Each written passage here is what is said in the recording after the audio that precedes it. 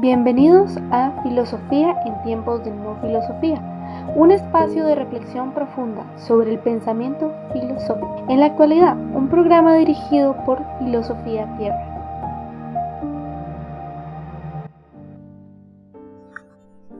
Ámense unos a otros con afecto genuino, deleítense al honrarse mutuamente, no sean nunca perezosos, más bien trabajen con esmero y sirvan al Señor con entusiasmo.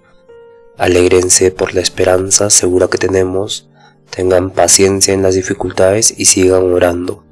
Estén listos para ayudar a los hijos de Dios cuando pasen necesidad y estén siempre dispuestos a brindar hospitalidad. Bendigan a quienes los persigan. No los maldigan, sino pídanle a Dios en oración que los bendiga. Alégrense con los que estén alegres y lloren con los que lloran. Vivan en armonía con todos, los unos y los otros. No sean tan orgullosos como para no disfrutar de la compañía de la gente común, y no piensen que lo saben todo. Nunca devuelvan a nadie mal por mal, compórtense de tal manera que todo el mundo vea que ustedes son personas honradas. Hagan todo lo posible por vivir en paz con todos. Queridos amigos, nunca tomen venganza. Dejen que se encargue la justa ira de Dios, pues dicen las Escrituras: yo tomaré venganza, yo les pagaré lo que se merecen, dice el Señor. En cambio, si tus enemigos tienen hambre, dales de comer, si tienen sed, dales de beber, y al hacer eso, amontonarás carbones encendidos de vergüenza sobre su cabeza. No dejen que el mal los venza, más bien venzan el mal haciendo el bien. Romano 12, del 10 al 21.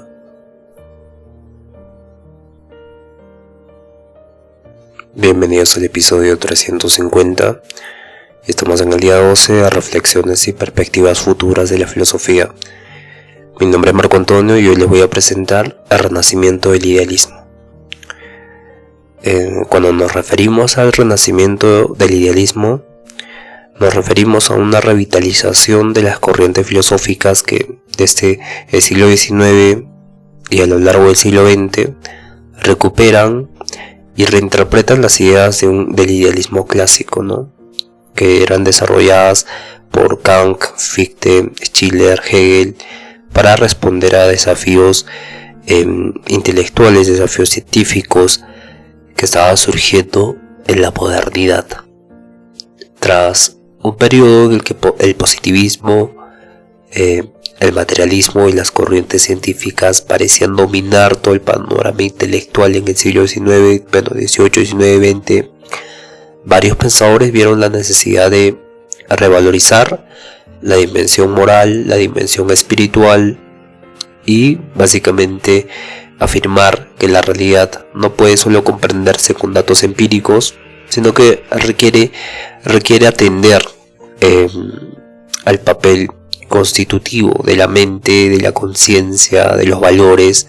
Y claro, este renacer no fue un retorno literal a los sistemas idealistas del siglo XIX, XVIII, sino que es una reformulación que dialoga con nuevas corrientes como la fenomenología, el existencialismo, la filosofía analítica, la hermenéutica. Y claro, el objetivo era integrar el legado del idealismo con los avances del pensamiento contemporáneo. Y claro, existe un mantenimiento de el énfasis que tiene el idealismo, ya también combinado con el mundo de la experiencia, que estaba mediado por estructuras conceptuales contemporáneas. Y en este contexto, el renacimiento del idealismo abre debates sobre la naturaleza de la verdad, el papel del sujeto el papel del sujeto en el conocimiento, la ética universal, el sentido de la historia. Y claro, influye tanto en la filosofía continental como en la filosofía analítica, ¿no?, o anglosajona. En este sentido, el idealismo es una corriente muy antigua, viene de Platón, y sostenía que la realidad que conocemos está condicionada, está mediada, está determinada por la mente, por las ideas, por la conciencia, ¿no? En otras palabras, afirma que el mundo tal como lo percibimos no es independiente a nuestra actividad cognitiva o antiguamente mental o la psique, ¿no? El alma, sino que siempre está filtrado por nuestros conceptos, por nuestros pensamientos, por nuestras representaciones. Y claro, existen principios básicos del idealismo como base, por ejemplo, que la mente está más allá de la materia. Entonces el idealismo siempre sostenía que la realidad tal como la experimentamos no es un simple reflejo pasivo del mundo exterior, ¿no? Sino que es el resultado de una actividad mental, y que nuestra percepción y comprensión del universo dependen de nuestras estructuras categoriales, las categorías del juicio de Kant, del entendimiento de Kant también, las categorías lógicas, de esta lógica trascendental kantiana, y no solo de la lógica en este sentido kantiano, sino en el lenguaje, ¿no? El lenguaje representa la forma en que yo experimento el mundo y conozco el mundo, pero este mundo evidentemente se construye mediante el lenguaje, ¿no? Entonces se construyen marcos culturales, y entonces para Kant el espacio y el tiempo no existen como cosas en sí mismas, sino como formas de la intuición humana. Y claro, el conocimiento es constructivo, o sea que el ser humano no recibe datos en bruto del entorno, sino que la mente selecciona, organiza, interpreta, reflexiona toda la información y le da un sentido. Y claro, no podemos decir que la mente crea sentido, también podemos decir que existe esta co-creación de sentido que ocurre de forma que no la vemos, no la percibimos. Y esto implica que todo conocimiento es una construcción activa y que no viene solamente de la experiencia inmediata. Y claro, la física moderna interpreta la realidad a través de modelos matemáticos y claro, no solo por observación directa. Sin embargo, el idealismo no reduce la realidad a lo material, sino que reconoce que los principios éticos, que la libertad forman parte esencial del mundo humano. Y evidentemente, al formar una parte esencial del mundo humano, tienen esta dimensión mixta, ¿no? Que se combina la dimensión de la moralidad, la dimensión de la cultura, la dimensión de la significación, y claro, el valor de la justicia, por ejemplo, o la dignidad humana no puede medirse físicamente, pero orienta nuestras decisiones y claro, orienta también la sociedad. Es muy importante para lo social. Y en este sentido hay diferentes tipos de idealismo, ¿no? Pero ya vimos que estos principios básicos del idealismo justifican un renacimiento de este idealismo. Y claro, tenemos tenemos este idealismo objetivo primero con Platón, pero vamos a dividir en tres tipos de idealismo que existen en el mundo. Tenemos un idealismo subjetivo, tenemos un idealismo objetivo, tenemos un idealismo trascendental. Tres tipos de idealismo. En el idealismo subjetivo tenemos a George Berkeley.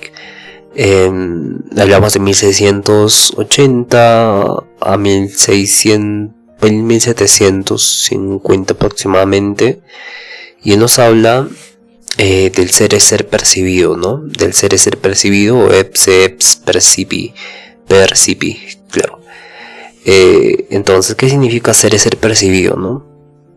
Berkeley sostenía que los objetos materiales no existen independientemente de la mente que los percibe, de que sean experimentados por alguien.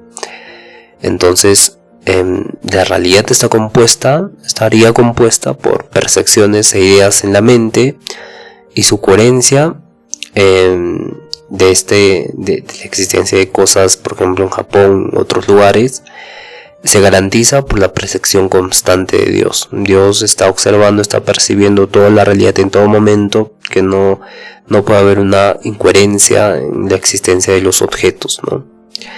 Y claro, por ejemplo, una montaña, un árbol, un río existen porque son percibidos por por algún sujeto consciente, ¿no? Y claro, lo que le critican a Berkeley es Berkeley cómo puedes, aparte la parte fundamental de su teoría, ¿no? Pero le critican cómo Berkeley puedes decir que detrás de esa montaña que mis ojos están viendo, o en un desierto que no hay personas que puedan percibir, sigue estando presente, ¿no? Sigue estando vivo, sigue siendo real, ¿no? O sigue siendo perceptible para nosotros. Y claro, Berkeley dice que Dios está constantemente percibiendo, ¿no? Y garantiza toda la coherencia de la realidad porque está percibiendo en todo momento. Y claro, es muy interesante Berkeley y esta teoría del ser percibido, porque no solamente corresponde a una justificación idealista, sino que una justificación empírica también, ¿no? De la parte de la experiencia.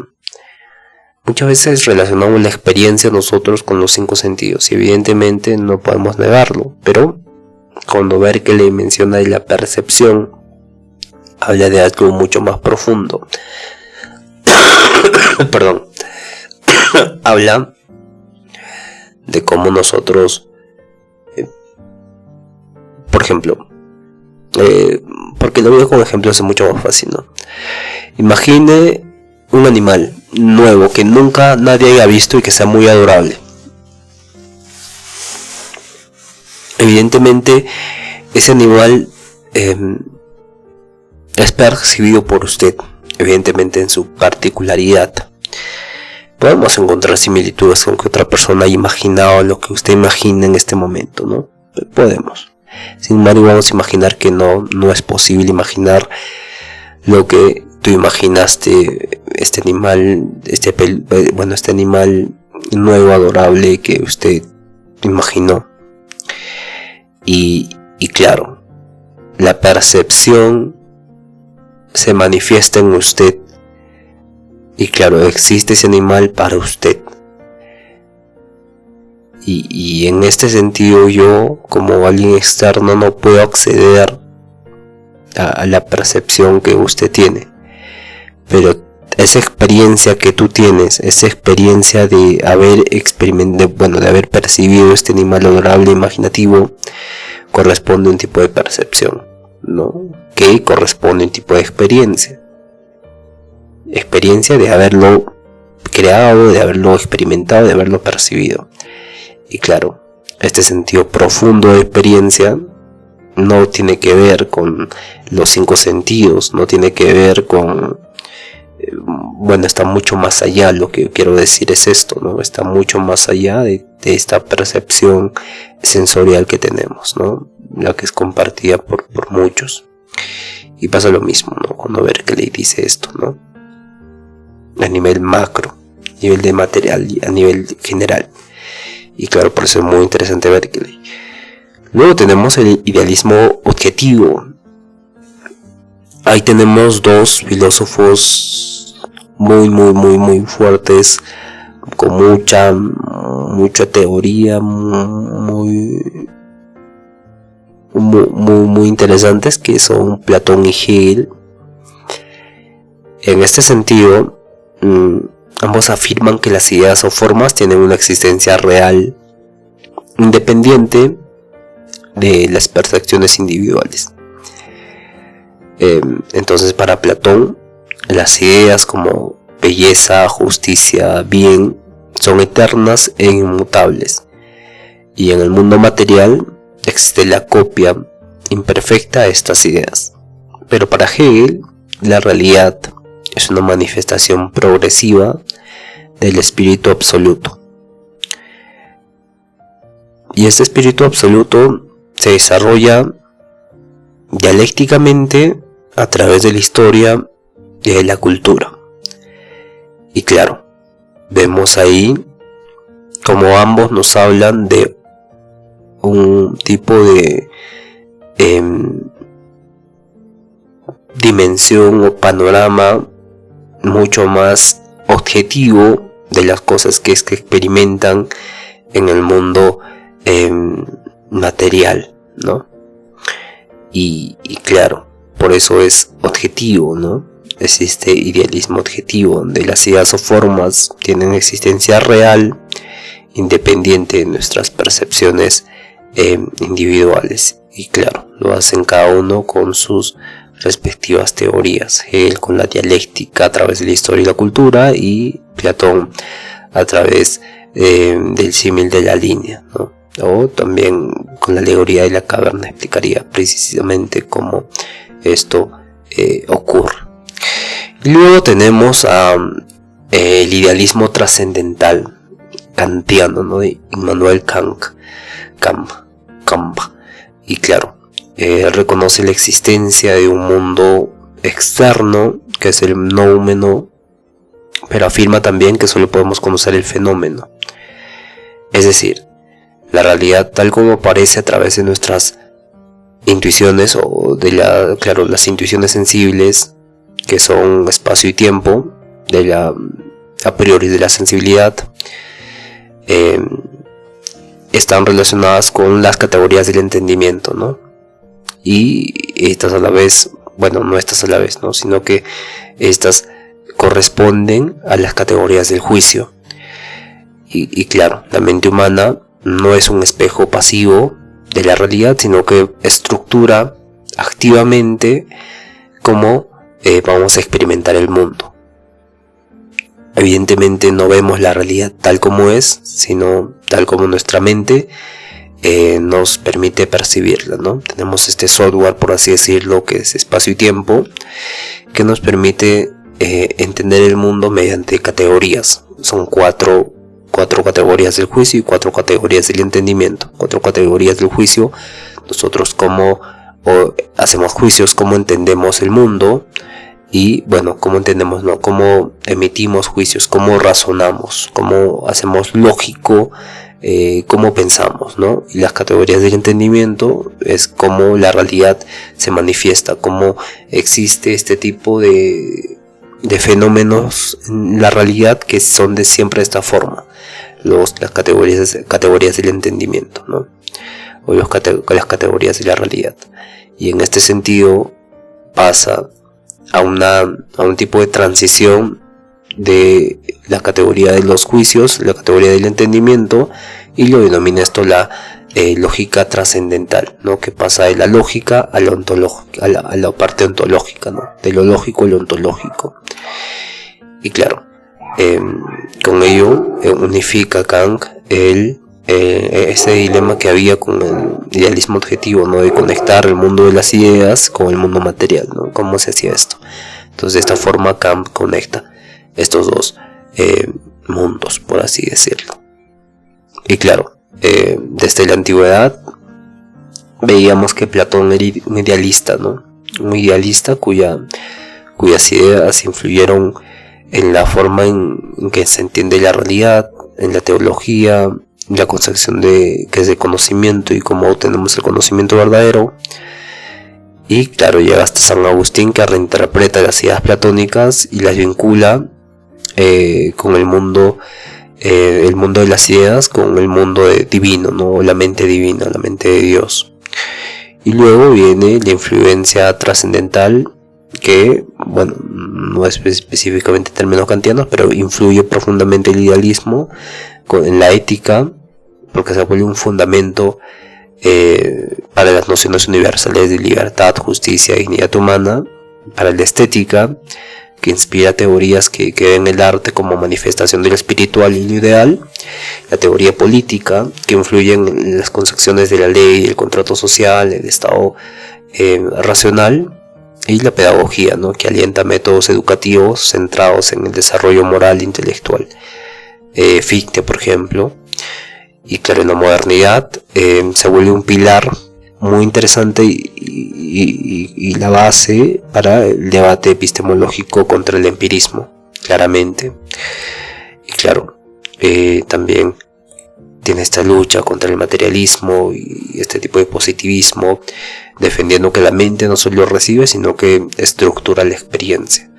Y evidentemente impulsa la visión posterior de progreso de la razón, de progreso de la libertad, de este espíritu absoluto que es desarrollado por Hegel. Y claro, a finales del siglo XIX declina y pierde protagonismo ante corrientes como el pragmatismo, el positivismo lógico. Sin embargo, en el siglo XX-XXI resurge con la fenomenología, el constructivismo, la hermenéutica y especialmente la filosofía de la mente.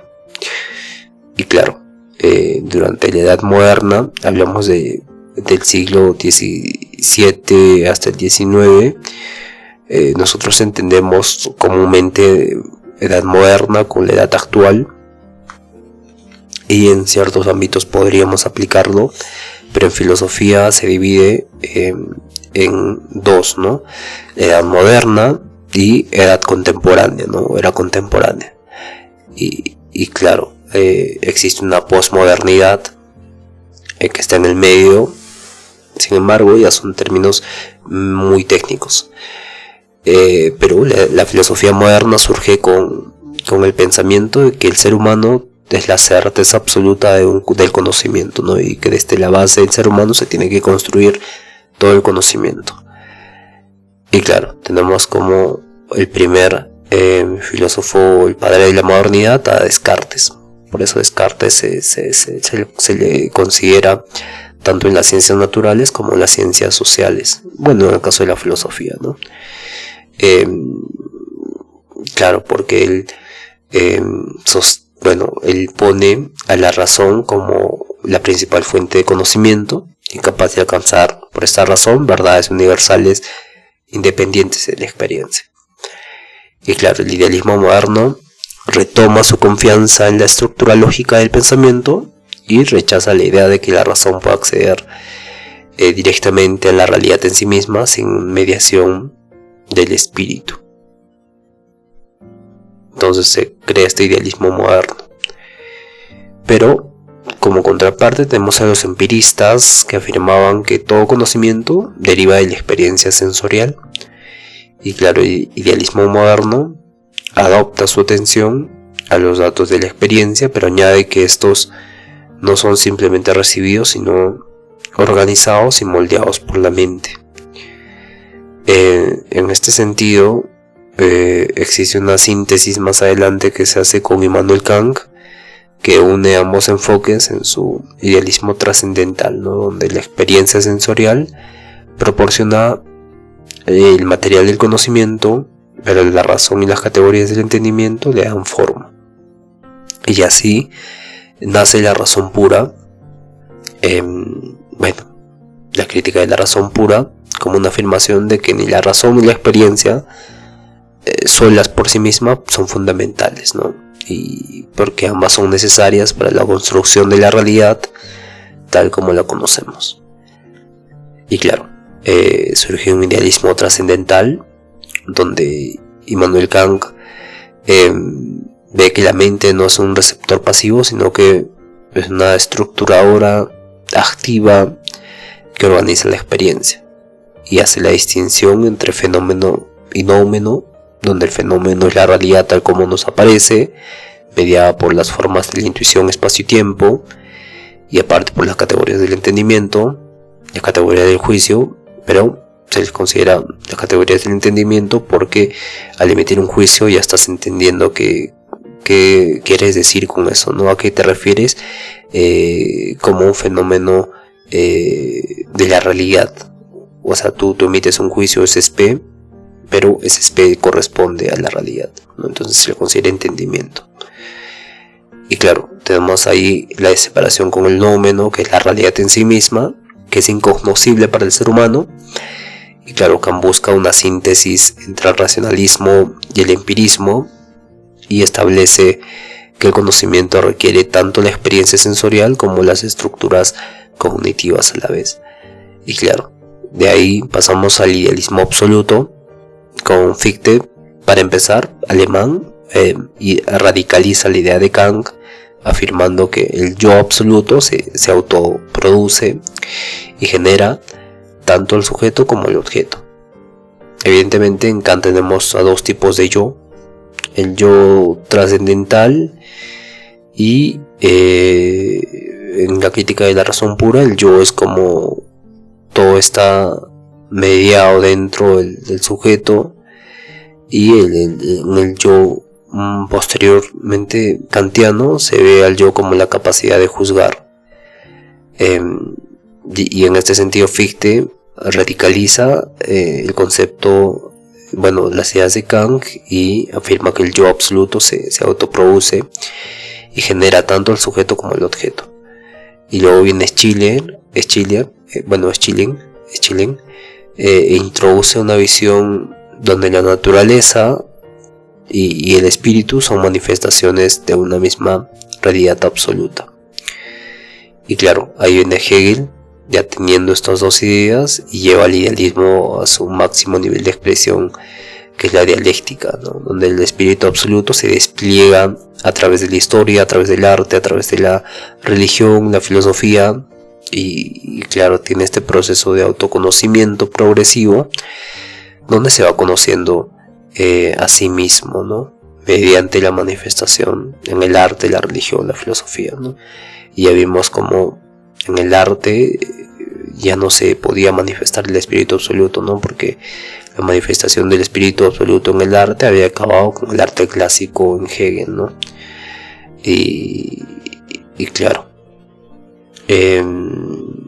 existía entonces un rasgo común entre todos estos filósofos, Fichte, Schilling, Hegel, que era que la realidad es concebida como una totalidad racional en la que los opuestos se concilian mediante el desarrollo histórico, ¿no?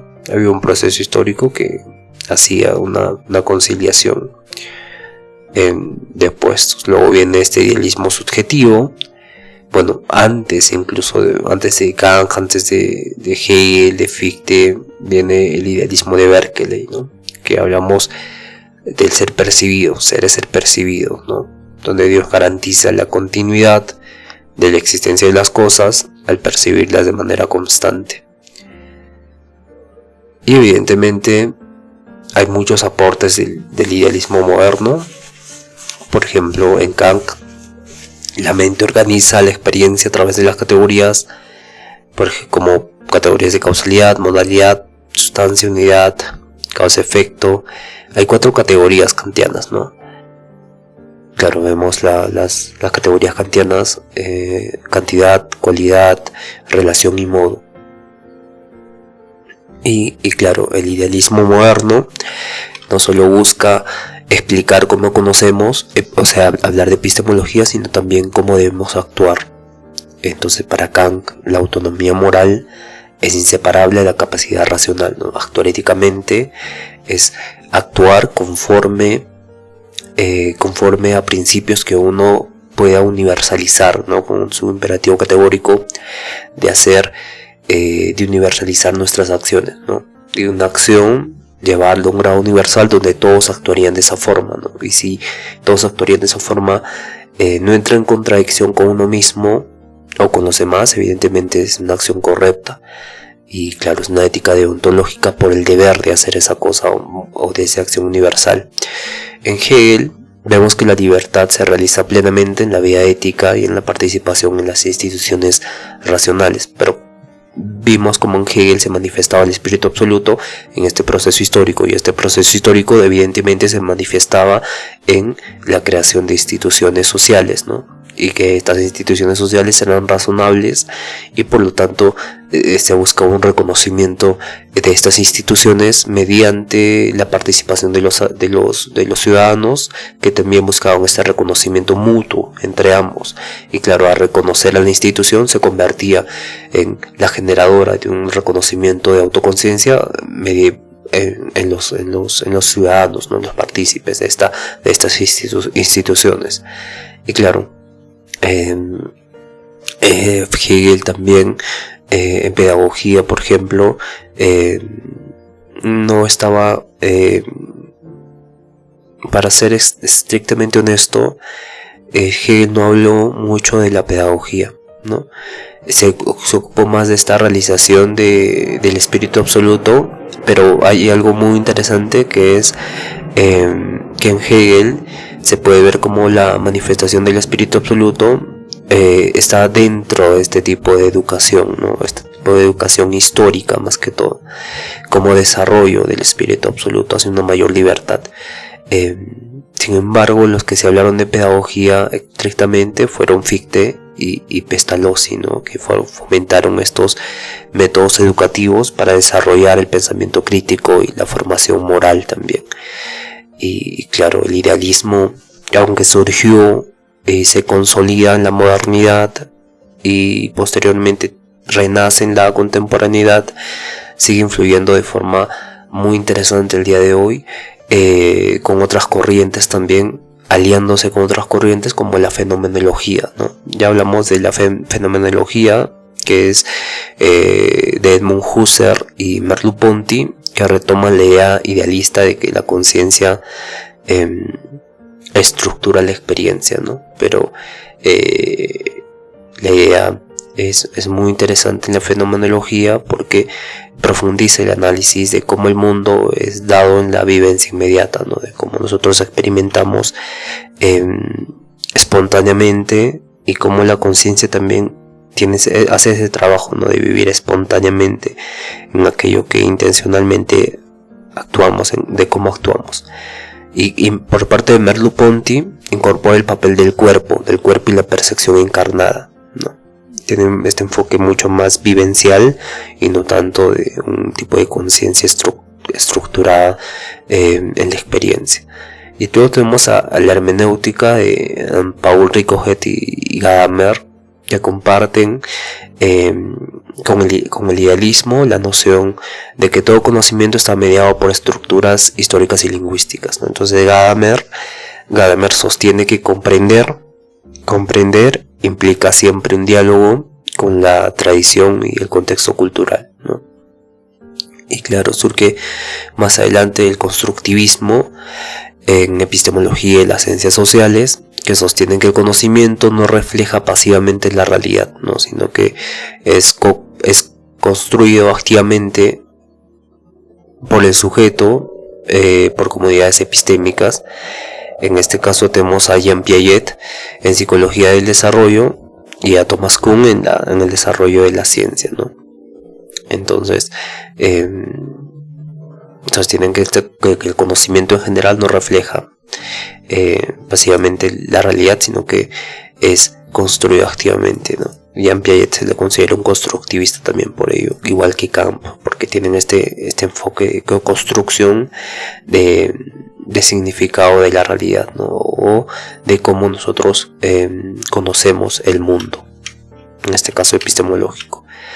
Y claro, inspira teorías que fundamentan los derechos humanos universales, claro, porque es una teoría idealista, o sea, universal para todos.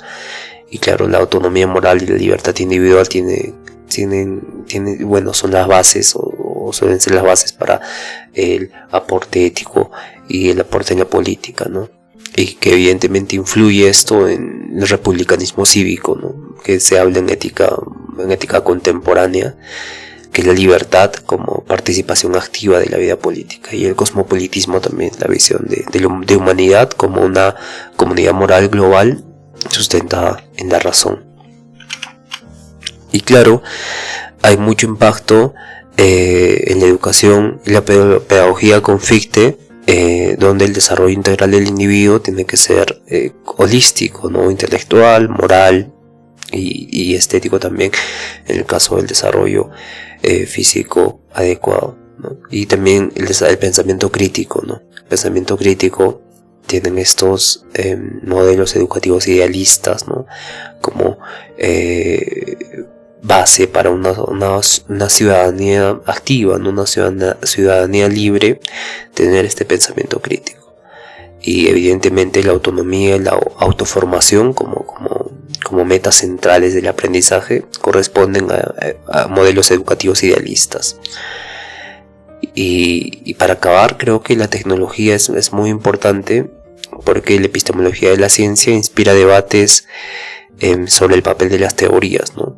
El idealismo propone, viene de decir que todo es no una construcción mental, sino que todo es construido por una parte más allá de la material, ¿no? Entonces muchas teorías terminan siendo solo abstracciones, ¿no? abstracciones comprobables con matemática, y en psicología terminan siendo modelos mentales, ¿no? Modelos mentales o paradigmas en la interpretación de datos, ¿no? Terminan siendo idealistas. Y claro, se creó un debate sobre el papel de las teorías. Y por supuesto, en la inteligencia artificial, el idealismo plantea preguntas sobre si la mente construye activamente su realidad o hace un reflejo pasivo, ¿no? Pero evidentemente con el desarrollo de la IA incluso se podría decir, ¿no?, que construye su propia realidad. El ser humano, ¿no?, crea cosas y al momento de crearlas las convierte, las materializa. Evidentemente es una corriente que no se puede negar, ¿no? Y que evidentemente antes se podía negar, ¿no? Pero ahora con los inventos, la tecnología, las cosas que el hombre realiza, evidentemente es casi, entra en un debate, pero tiene este mando, ¿no? Y por eso hay un renacimiento del idealismo. Y claro, este enfoque alimenta discusiones actuales sobre la percepción, la realidad virtual, los modelos cognitivos en inteligencia artificial, ¿no? Porque si decimos que el idealismo es verdadero, entonces las máquinas no podrían autogenerar cosas. Y claro, ¿cómo lo hacen, no? Y ya entraríamos en el terreno de un debate en la filosofía de la mente muy específico. Bien, entonces, en síntesis, el idealismo moderno marca un punto de inflexión en la historia de la filosofía al colocar al sujeto en el centro del conocimiento y al centro de la vida moral, ¿no? Y desde Kant hasta Hegel, y claro, pasando por Schelling y Fichte, defendieron que la realidad tal como la conocemos está mediada por la actividad de la mente y que la razón no solo interpreta el mundo, sino que también puede orientar hacia fines éticos y racionales, ¿no? Entonces, principios como la primacía de las ideas, el papel constructivo del pensamiento, la importancia de la libertad y la moralidad influyen en múltiples campos, desde la fenomenología, la hermenéutica, el constructivismo, la pedagogía, las teorías de la política, la filosofía de la ciencia. Y entonces este legado se mantiene vivo en debates contemporáneos sobre el papel del sujeto, la construcción social del conocimiento, los derechos universales